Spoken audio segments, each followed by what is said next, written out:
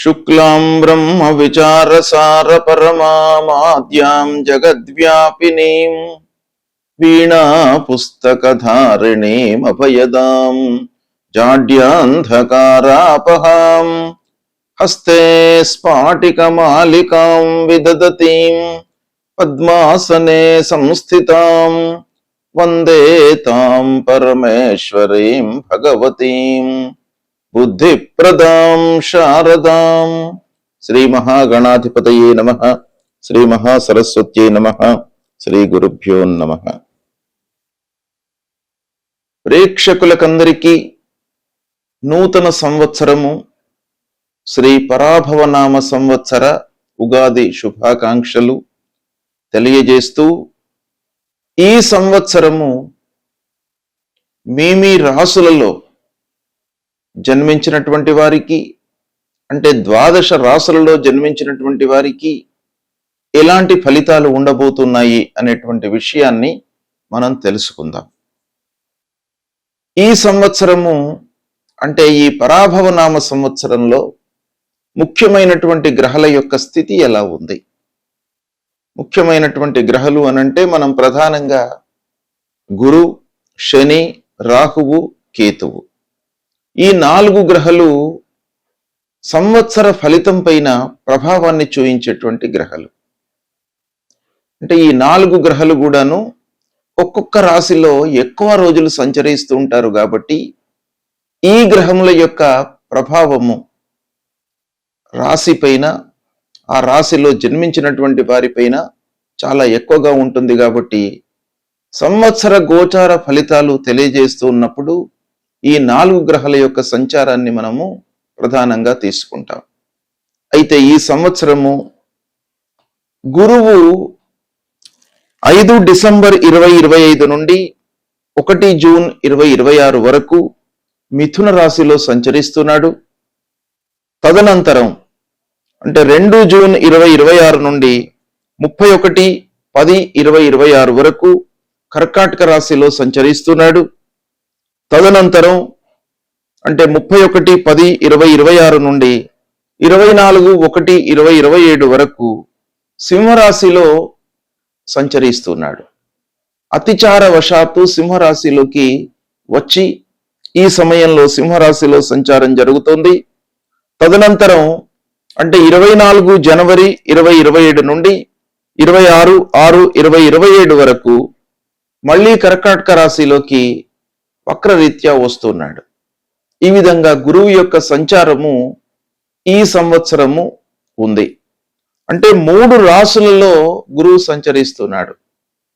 మిథునం, కర్కాటకము, సింహము రాశిత్రయ సంచారం చేస్తున్నాడు. రాశిత్రయ సంచారం మూలకంగా కొన్ని ఇబ్బందులు ఉంటాయి. దేశవ్యాప్తంగా, ప్రపంచవ్యాప్తంగా, రాష్ట్ర వ్యాప్తంగా ఇబ్బందులు, యుద్ధాలు, వాతావరణ సమస్యలు ఇలాంటివి ఏర్పడేటువంటి అవకాశాలు ఉంటాయి.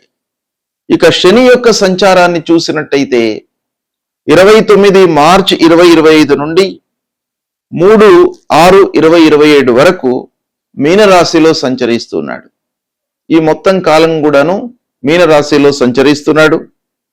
ఇక రాహువు 18 మే 2025 నుండి 5 డిసెంబర్ 2026 వరకు కుంభరాశిలో సంచరిస్తున్నాడు. కేతువు 18/5/2025 నుండి 5 డిసెంబర్ 2026 వరకు సింహరాశిలో సంచరిస్తున్నాడు. తదనంతరం రాహువు అంటే మళ్ళీ 5 డిసెంబర్ 2026 నుండి 23 జూన్ 2028 వరకు మకర రాశిలో సంచరిస్తున్నాడు. ఇదే సమయంలో కేతువు అంటే 5 డిసెంబర్ 2026 నుండి 23 జూన్ 2028 వరకు కర్కాటక రాశిలో సంచరిస్తున్నాడు. ఈ విధంగా ఈ ప్రధానమైనటువంటి గ్రహాల యొక్క సంచారము ఈ పరాభవనామ సంవత్సరంలో ఉంది. ఈ సంచారాన్ని దృష్టిలో పెట్టుకొని ఏ స్థానాలలో సంచరిస్తున్నారు, ఆ గ్రహాల యొక్క కారకత్వాలు, వాళ్ళు సంచరిస్తున్నటువంటి స్థానము యొక్క ప్రభావము ఆ జాతకుని పైన ఎలా ఉంటుంది అనేటువంటి విషయాన్ని మనం తెలుసుకుందాం. శ్రీ పరాభవనామ సంవత్సరంలో మేషరాశిలో జన్మించినటువంటి వారికి గోచార ఫలితాలు ఎలా ఉన్నాయో తెలుసుకుందాం. అంటే ఈ మేషరాశి జాతకులు అనంటే అశ్వని నక్షత్రం 1, 2, 3, 4 పాదాలలో జన్మించినటువంటి వాళ్ళు, భరణి నక్షత్రం 1, 2, 3, 4 పాదాలలో జన్మించినటువంటి వాళ్ళు, కృత్తికా నక్షత్రం 1వ పాదంలో జన్మించినటువంటి వాళ్ళందరూ కూడాను మేషరాశి జాతకులు అన్నమాట. అంతేకాకుండా జన్మ సమయము, జన్మ తేదీ ఇవి సరిగ్గా తెలియనటువంటి వాళ్ళు, వాళ్ళ యొక్క వ్యవహార నామంలో ఉన్నటువంటి ప్రథమాక్షరాన్ని దృష్టిలో పెట్టుకొని రాశి నిర్ధారణ చేసుకొని తద్వారా రాశి ఫలితాలను తెలుసుకోవడము మనకు ఆచారంగా వస్తున్నటువంటి విషయం గనుక ఏ అక్షరాలతో ప్రారంభమైనటువంటి వాళ్ళు మేషరాశి కిందికి వస్తారు అనే విషయాన్ని మనం చూసినట్టయితే చూ, చే, చో, లా, లీ, లు, లే, లో, ఆ అనే అక్షరాలతో ప్రారంభమయ్యేటువంటి వ్యవహార నామం కలిగినటువంటి వాళ్ళందరూ కూడాను మేషరాశి కిందికి వస్తారు. అంటే జన్మ నక్షత్రం ప్రకారంగా రాశి నిర్ధారణ చేసుకోవడము, వ్యవహార నామం ప్రకారంగా రాశి నిర్ధారణ చేసుకోవడము, తదనంతరము ఆ రాశి ప్రకారంగా గోచార ఫలితాలను తెలుసుకోవడము ముఖ్యమైనటువంటి విషయం. ఇక ఈ పరాభవ నామ సంవత్సరంలో మేషరాశి జాతకులకు ఆదాయం 11, వ్యయం 5. ఆదాయము ఎక్కువ పాళ్లల్లో ఉంది, వ్యయం తక్కువగా ఉంది. ఈ సందర్భంలో కూడాను మీరు కొంత జాగ్రత్త వహించాలి. ఆదాయానికి వ్యయానికి వ్యత్యాసం బాగా కనబడుతుంది కనుక ఆదాయము మీకు అనుకున్న మాదిరిగా చేతిలోకి రావాల్సినటువంటి డబ్బు వస్తుంది. ఉద్యోగరీత్యా మీరు అన్ని రకాలుగా డబ్బు సమయానికి చేతికి అందుకునేటువంటి అవకాశాలు బాగా కనబడుతున్నాయి. అయితే ఖర్చు తక్కువగా ఉంది కాబట్టి పొదుపు పైన, ఇన్వెస్ట్మెంట్ పైన మీరు మనసు నిలపాలి అనేటువంటి విషయం మనకి ఇక్కడ తెలియజేస్తుంది. ఇక రాజపూజ్యం 2, రాజావమానం 4గా ఉంది ఈ సంవత్సరము. అంటే పూజ్య భావము సమాజంలో తక్కువగా ఉంది, అవమానము ఎక్కువగా ఉంది. అంటే ఈ రాజపూజ్య రాజ్యావమానాలు స్థూలంగా మనకు ఏం తెలియజేస్తున్నాయి అనంటే మీకు ఈ సంవత్సరము సక్సెస్ రేట్ ఎలా ఉంటుంది, ఫెయిల్యూర్ ఎలా ఉంటుంది, ప్రారంభించినటువంటి పనులలో ఎంతవరకు మీరు సక్సెస్ అవ్వగలుగుతారు అనేటువంటి విషయాన్ని స్థూలంగా తెలియజేస్తుంది. ఇదొక్కటే కాకుండా మిగతా గ్రహస్థితిని కూడాను మనం దృష్టిలో పెట్టుకోవాలి. అయితే ఇది ఒక ఫ్యాక్టర్ మనకి ఎలా ఉంటుంది అనేది తెలియజేయడానికి. 2 పూజ్యం, 4 అవమానం ఉంది కాబట్టి కొంత జాగ్రత్తగా మీరు పనులు చేయాలి. ప్రారంభించినటువంటి పనులను గుడ్డిగా అంటే బ్లైండ్గా మీరు ప్రారంభించకుండా ఉండడము అన్ని రకాలుగా మంచిది అనేటువంటి విషయాన్ని మనకు ఈ సంఖ్య తెలియజేస్తుంది. ఇకపోతే గ్రహస్థితి ఈ మేషరాశి జాతకులకు ఈ సంవత్సరము ఎలా ఉంది అనే విషయాన్ని మనం చూసినట్టయితే గురువు యొక్క ప్రభావాన్ని మనం ప్రప్రథమంగా ఎలా ఉంది. గురువు 1 జూన్ 2026 వరకు మిథున రాశిలో సంచరిస్తున్నాడు గనక తృతీయ స్థానంలో సంచరిస్తున్నాడు. తృతీయ స్థానము ప్రతికూలమైనటువంటి స్థానం. తదనంతరము అంటే 2 జూన్ 2026 నుండి 31 అక్టోబర్ వరకు కర్కాటక రాశిలో సంచారం గనక అర్ధాష్టమ స్థానం అవుతోంది. అంటే చతుర్థ స్థానంలో సంచరిస్తున్నాడు. తదనంతరము 24/1/2027 వరకు సింహరాశిలో సంచారం గనక పంచమ స్థానంలోకి వస్తున్నాడు. ఈ పంచమ స్థానం మీకు బాగా కలిసి వస్తుంది. తదనంతరం మళ్ళీ వక్రించి 26 జూన్ 2027 వరకు కర్కాటక రాశిలో సంచరిస్తున్నాడు. అంటే ప్రతికూలంగా ఉన్నాడు. ఈ విధంగా గురువు యొక్క సంచారం ఉంది గనక గురువు, శని, రాహువు ముఖ్యమైనటువంటి గ్రహాల యొక్క సంచారాన్ని మనం దృష్టిలో పెట్టుకున్నట్టయితే ఓవరాల్ గా మనకు నెట్ ఎఫెక్ట్ ఎలా ఉంటుంది అంటే గురువు సంచారము కొన్ని మార్లు మంచి ఫలితాలను ఇస్తూ ఉంటాడు. అదే సమయంలో శని ఉండడం మూలకంగా మనకు ప్రతికూలమైనటువంటి ఫలితాలు ఉంటాయి. రాహు మూలకంగా మంచి, కేతువు మూలకంగా ప్రతికూలత. ఇలా ఒక్కొక్క గ్రహము వాళ్ళ స్థానాలను సంచారాన్ని బట్టి అనుకూలము ప్రతికూలము ఇలా ఉండేటువంటి అవకాశాలు ఉంటాయి. కాబట్టి వీటన్నిటిని కూడాను దృష్టిలో పెట్టుకున్నట్టయితే మేషరాశి వారికి ఈ సంవత్సరము మార్పులతో కూడినటువంటి సంవత్సరంగా మనం భావించవచ్చు. అంటే అన్ని విషయాల లోపల కూడాను మార్పులు చోటు చేసుకుంటాయి. ఉద్యోగంలో మార్పు, జీవితంలో కొంత మార్పు, జీవన శైలి లోపల మార్పు, ఇలా ప్రతి విషయం లోపల కూడాను పూర్వంతో పోల్చినట్టయితే ఈ సంవత్సరములో మీరు మార్పులను అనుభవిస్తుంటారు. మార్పులను మీరు ప్రత్యక్షంగా చూసేటువంటి అవకాశాలు బాగా ఉంటాయి. ముఖ్యంగా మిథునంలో సంచరిస్తున్నటువంటి సమయం లోపల ప్రయత్నాలు ఆరంభంలో మీకు మంచి ఫలితాలను ఇస్తాయి. అంటే ప్రయత్నపూర్వకంగా మీరు చేసేటువంటి పనుల లోపల ప్రారంభంలో మంచి ఫలితాలు ఉంటాయి. అయితే తదనంతరం కొంత స్లో డౌన్ అయ్యేటువంటి అవకాశాలు ఉన్నాయి. అంటే ఆలస్యం అవుతుంది. ఇక కమ్యూనికేషన్ రంగంలో ఉన్నటువంటి వాళ్ళు చాలా అభివృద్ధి పథంలోకి వచ్చే అవకాశాలు కనపడుతున్నాయి.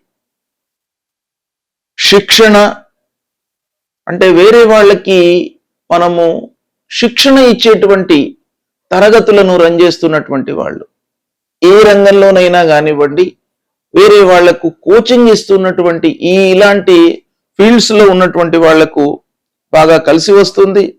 విద్యావకాశాలు బాగా ఉన్నాయి ఈ సంవత్సరము. సోదరులతో సంబంధాలు మెరుగుపడతాయి. ముఖ్యంగా పూర్వం ఉన్నటువంటి ఆ డిస్ప్యూట్స్ ఏవైతే ఉన్నాయో అన్నదమ్ముల మధ్యన ఈ సంవత్సరము తొలగిపోయేటువంటి అవకాశాలు కనబడుతున్నాయి. చిన్న ప్రయాణాలు లాభదాయకంగా ఉంటాయి. ఇవన్నీ కూడాను మిథునంలో గురువు సంచరిస్తున్నటువంటి సమయంలో జరిగేటువంటి ఫలితాలు స్థూలంగా. ఇక జూన్ నుండి గురువు కర్కాటక రాశిలోకి రావడంతో కుటుంబ విషయాలకు మీరు ప్రాధాన్యత ఇస్తారు. పిల్లలు, భార్య, కుటుంబానికి సంబంధించినటువంటి అన్ని విషయాలపై మీరు మనస్సు నిలుపుతారు, వాటికి ప్రాధాన్యత ఇస్తారు. గృహ సంబంధిత సమస్యలు అన్నీ కూడాను పరిష్కార దిశగా కొనసాగుతాయి. ఇంటి మార్పు లేదా మరమ్మతులు చేసేటువంటి సూచనలు బాగా కనబడుతున్నాయి. తల్లి ఆరోగ్యంపై కొంత జాగ్రత్తలు తీసుకోవాలి. ఇక గురువు సింహరాశిలోకి ప్రవేశించగానే సంతానం విషయం లోపల మీకు శుభ ఫలితాలు కలుగుతాయి. విద్యార్థులు ప్రతిభతో ముందుకు వస్తారు. అంటే వాళ్లకు ఉన్నటువంటి టాలెంట్ను ప్రదర్శిస్తూ ముందుకు వస్తారు. సృజనాత్మకత పెరుగుతుంది, క్రియేటివిటీ మీకు బాగా పెరుగుతుంది. ఇక శని మీనంలో సంచరించడం మూలకంగా అన్ని విషయాలను కూడాను మీరు లోతైనటువంటి దృక్పథంతో ఆలోచించి ముందుకు వెళ్తూ ఉంటారు.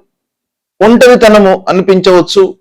కొన్ని విషయాలలో మీకు దగ్గరగా మిమ్మల్ని ఫాలో అవుతున్నటువంటి వాళ్ళు కొంత దూరం అయ్యేటువంటి అవకాశాలు ఉంటాయి. పాత విషయాలు మళ్ళీ మనస్సును కలవరపరుస్తాయి. ఈ శని సంచారం మూలకంగా ఆధ్యాత్మిక చింతన మట్టుకు పెరుగుతుంది. ధ్యానము, జపము ఇవి చేసుకోవడం చాలా మంచిది. శని ప్రభావం నివృత్తి కొరకై. రాహువు కుంభంలో ఉన్నప్పుడు మనకు లాభాలపై ఆశ పెరుగుతుంది. ఇక కొత్త వర్గాలతో పరిచయం ఏర్పడుతుంది. పెద్ద సంస్థల్లో మీరు జాయిన్ అయ్యేటువంటి అవకాశాలు ఉన్నాయి. సంబంధాలు ఏర్పడతాయి. ఆర్థిక ఆశలు ఎక్కువగా పెరుగుతాయి. ఇక మకరంలోకి రాహువు ప్రవేశించగానే కొంత వృత్తి లోపల ఒత్తిడి పెరిగేటువంటి అవకాశాలు ఉన్నాయి. పై అధికారులతో మట్టుకు జాగ్రత్తగా ఉండాలి. పేరు ప్రతిష్టల విషయంలో అపోహలు వచ్చేటువంటి అవకాశాలు ఉన్నాయి. ఇక కేతువు సింహంలోకి రావడం మూలకంగా సంతానంపై కొంత ప్రభావం చూపిస్తుంది. కాబట్టి కొంత పిల్లల విషయంలో జాగ్రత్తలు తీసుకోవాలి. ప్రేమ వ్యవహారాలకు దూరంగా ఉండడం మంచిది. భావోద్వేగాలను నియంత్రించుకోవడం చాలా అవసరము. ఇక కేతువు కర్కాటకంలోకి ప్రవేశించిన తర్వాత ఇంట్లో కొన్ని విషయాలలో మనము అనవసరమైనటువంటి తగాదాలు, కుటుంబానికి కొంత దూరంగా ఉండడము, ఉద్యోగం లోపల మార్పులు, కొత్త ఉద్యోగానికి ప్రయత్నము, సంవత్సరం మధ్యలో చాలా మంచి అవకాశాలు కనబడుతున్నాయి. వ్యాపారస్తులకు నెమ్మదిగా లాభాలు వస్తుంటాయి. భాగస్వామ్యాల్లో స్పష్టత కనబడుతుంది. ఇక ఆర్థికంగా ఆదాయం ఉన్న నిల్వ చేసుకోవడంపై మీరు మనస్సు నిలుపుతారు. ఖర్చులు అనూహ్యంగా పెరిగే అవకాశాలు ఉన్నాయి. శని మూలకంగా అప్పులు రీపే చేస్తారు. డబ్బు విషయంలో కొంత జాగ్రత్త అవసరము. పెట్టుబడులు ఆలోచించి చేయవలసినటువంటి సమయము. భూమి, వాహనము, యోగము ఈ సంవత్సరం మీకు బాగా కనబడుతుంది. భావోద్వేగంతో కొన్ని విషయాలలో ముందుకు వెళ్తుంటారు. చిన్న చిన్న విషయాలలో గొడవలు వచ్చేటువంటి అవకాశం కనబడుతుంది. సాహసంతో సమస్యలను మీరు తీరుస్తారు. ఆరోగ్యపరంగా అనుకూలంగా ఉంది. ఇకపోతే కొన్ని చిన్న చిన్న వ్యాధులు ఈ సంవత్సరము చోటు చేసుకునేటువంటి అవకాశము ఉంది. ఇక విదేశీ ప్రయాణం బాగా కనబడుతుంది. ఉద్యోగరీత్యా చిన్న చిన్న ప్రయాణాలు, మిత్రుల సహాయం కీలకంగా ఉంటుంది. శత్రువులను నెమ్మదిగా తగ్గించుకుంటారు. న్యాయ వ్యవహారాల్లో మీకు బాగా కలిసి వస్తుంది. రాజకీయంలో ఉన్నటువంటి వారికి మిశ్రమ ఫలితాలు గోచరిస్తున్నాయి. సామాజిక పరంగా గౌరవం లభిస్తుంది. గురు అనుగ్రహం వల్ల మంచి సలహాలు లభిస్తాయి. జీవితంలో కొత్త దిశ ఆలోచన మీకు బాగా కలిసి వస్తుంది. పాత తప్పులను మీరు సరిదిద్దుకుంటారు. వాటి మూలకంగా పాఠాలను నేర్చుకుంటారు. శని కారణంగా మీకు చాలా ఓపిక అవసరము. ఈ సంవత్సరము ఆలస్యమైనప్పటికీ న్యాయం జరుగుతుంది, లాభాలు జరుగుతాయి. తొందరపాటు నిర్ణయాలతో కొంత నష్టం కూడాను ఉంది. కనుక స్థిరంగా అడుగులు వేస్తూ ముందుకు వెళ్ళడం మంచిది. సంవత్సరం ఆరంభంలో కొంత కష్టంగా అనిపించినప్పటికీ మధ్యలో ఉపశమనము, చివరిలో మానసికంగా చాలా సంతృప్తిగా ఉంటారు. పిల్లలపై గర్వకారణాలు, విద్యలో మంచి ఫలితాలు ఉన్నాయి. సృజనాత్మకమైనటువంటి రంగాలలో మీరు విజయం సాధిస్తారు.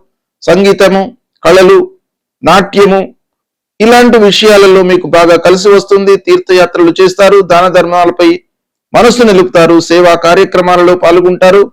కోపాన్ని నియంత్రించుకుంటారు. ఇలా ఈ సంవత్సరము మీకు బాగా కలిసి వస్తుంది. అయితే ఓవరాల్ గా మనం చూసినట్టయితే కుటుంబ బాధ్యతలు పెరిగినప్పటికీ వాటిని మీరు బాగా స్వీకరిస్తారు. భవిష్యత్తుకు పునాది వేస్తారు. ఓర్పే ప్రధానంగా ఉంటుంది. ధైర్యం తగ్గించుకోకుండా అన్ని విషయాల లోపల కూడాను మీరు లోతైనటువంటి దృక్పథంతో ముందుకు వెళ్తారు. గురు కృప మీకు బాగా లభిస్తుంది. శని భగవానుడి యొక్క ఆశీర్వాదము మీకు లభిస్తుంది. రాహు కేతువులను ఆ భ్రమల నుండి పోవడానికై మీరు వర్క్ విషయం లోపల కొంత జాగ్రత్తలు తీసుకోండి. ఈ విధంగా మీకు ఓవరాల్ గా మనం చూసినట్టయితే ఈ సంవత్సరము ఆనందమయంగా జరిగేటువంటి అవకాశాలు మీకు ఎక్కువగా కనబడుతున్నాయి. కాబట్టి ఈ సంచారము తద్వారా ఉద్భవించేటువంటి ఫలితాలను క్షుణ్ణంగా మనం విశ్లేషించుకొని తద్వారా పనులు చేపట్టినట్టయితే మీకు ఈ సంవత్సరం బాగా కలిసి వస్తుంది. గ్రహస్థితి బాగా లేనప్పుడు భగవంతుడి యొక్క అనుగ్రహము కొరకై మనము కొన్ని పరిహారాలను చేసుకోవాలి. అవి ఏంటంటే ముఖ్యమైనటువంటి గ్రహాలు మనకు గురు, శని, రాహువు, కేతువు. గురువు ప్రతికూలంగా ఉన్నప్పుడు అంటే 2, 5, 7, 9, 11 స్థానాలలో గురువు సంచరిస్తున్నప్పుడు అనుకూలమైనటువంటి ఫలితాలను ఇస్తాడు. ఇవి కాకుండా మిగతా స్థానాలలో సంచరిస్తున్నప్పుడు ప్రతికూలమైనటువంటి ఫలితాలు ఇస్తాడు. కాబట్టి ఈ ప్రతికూలతను నివారించడానికి ఆ గురువు యొక్క అనుగ్రహం మనకు కావాలి. కాబట్టి మనము ఆ గురువును ప్రీతి చేసుకోవడానికై ఏం చేయాలి అనేటువంటి విషయాన్ని మనం చూసినట్టయితే ప్రథమంగా గురువుకు సంబంధించినటువంటి మూల మంత్రము మీరు ప్రతినిత్యం కూడాను జపించండి. దేవానాంచ ఋషీణాంచ గురుంకాంచన సన్నిభం వందనీయం త్రిలోకానాం తన్నమామి బృహస్పతిం అనేటువంటి ఈ మూల మంత్రాన్ని ప్రతినిత్యం కూడాను చదువుకోండి. గురువులను సందర్శించండి. సద్గురువుల దగ్గరికి వెళ్ళండి. వాళ్ళ యొక్క ఆశీస్సులను పొందండి. తల్లిదండ్రుల యొక్క అనుగ్రహాన్ని పొందండి.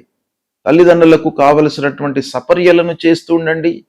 తద్వారా మీకు ప్రథమ గురువులు తల్లిదండ్రులు కాబట్టి వారి మూలకంగా మీకు అనుగ్రహం లభిస్తుంది. గురువు మూలకంగా కలిగేటువంటి ఆ దుష్ప్రభావం దూరం అవుతుంది. తల్లిదండ్రులకు సేవ చేయండి. తప్పకుండా మీకు గురువు యొక్క అనుగ్రహం లభిస్తుంది. దక్షిణామూర్తి స్తోత్ర పారాయణం చేసుకోండి. దత్తాత్రేయ స్వామిని కొలవండి. ఈ విధంగా చేసినట్టయితే గురువు ప్రీతి చెంది మీకు అనుకూలమైనటువంటి ఫలితాలను ఇస్తాడు. అదేవిధంగా శనీశ్వరుడు ముఖ్యమైనటువంటి గ్రహ, పాపగ్రహాల లోపల శని ముఖ్యమైనటువంటి గ్రహం గనక ఈ శనీశ్వరుడు 3, 6, 11 స్థానాలలో సంచరిస్తున్నప్పుడు శుభ ఫలితాలను ఇస్తాడు. మిగతా స్థానాలలో సంచరిస్తున్నప్పుడు ప్రతికూలమైనటువంటి ఫలితాలను ఇస్తాడు. ముఖ్యంగా అర్ధాష్టమ స్థానం అంటే 4వ స్థానంలో సంచరిస్తున్నప్పుడు, అష్టమ స్థానం అంటే 8వ స్థానంలో సంచరిస్తున్నప్పుడు, ద్వాదశ స్థానం అంటే 12వ స్థానంలో సంచరిస్తున్నప్పుడు, జన్మ స్థానంలో సంచరిస్తున్నప్పుడు, ద్వితీయం అంటే 2వ స్థానంలో సంచరిస్తున్నప్పుడు చాలా ప్రతికూలమైనటువంటి ఫలితాలను శనీశ్వరుడు మనకు కలిగిస్తాడు. కాబట్టి దీని నుండి విముక్తులు కావడానికై అంటే శని ముఖ్యంగా మనకు జీవితంలో చాలా గుణపాఠాలను నేర్పిస్తాడు.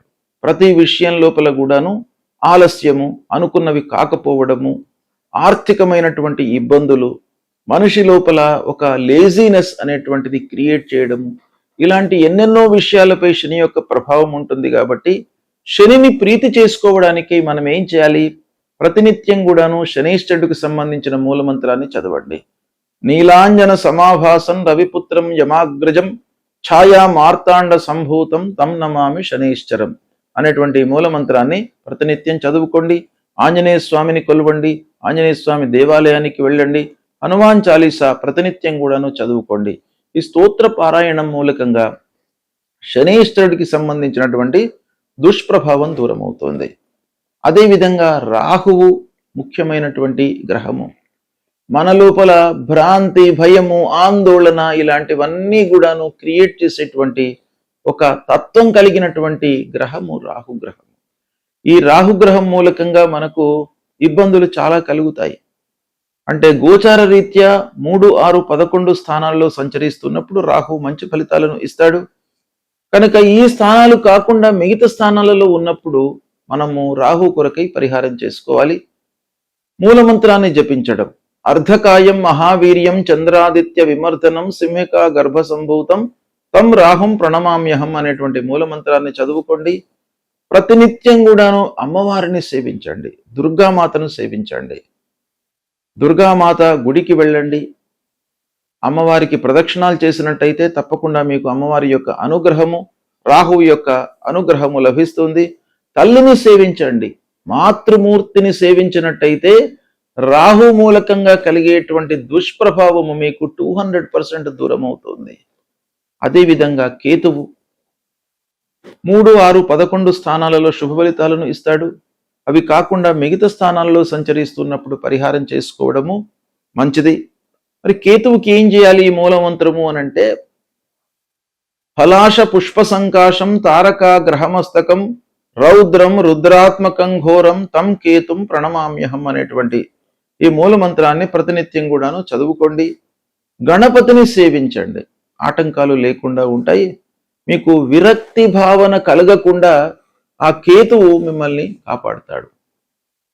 అంటే విరక్తి అనేటువంటిది మనిషి లోపల డెవలప్ అయితే, అశ్రద్ధ అనేటువంటిది డెవలప్ అయితే పని ముందుకు జరగదు. దానిపైన మనకు శ్రద్ధ లేనట్టయితే మనం పని చేయలేము. కనుక అలాంటి భావన రాకుండా ఉండడానికి మీరు విఘ్నేశ్వరుణ్ణి పూజించండి. ఈ మూల మంత్రాన్ని ప్రతినిత్యం కూడాను చదువుకోండి. ఈ 4 గ్రహాలు చాలా ముఖ్యమైనటువంటి కనుక ఈ 4 గ్రహాలు అనానుకూలంగా ఉన్నప్పుడు నేను చెప్పినటువంటి పరిహారాలను చేయండి. సంతృప్తిగా మీరు మంచి ఫలితాలను పొందుతారు. శుభం.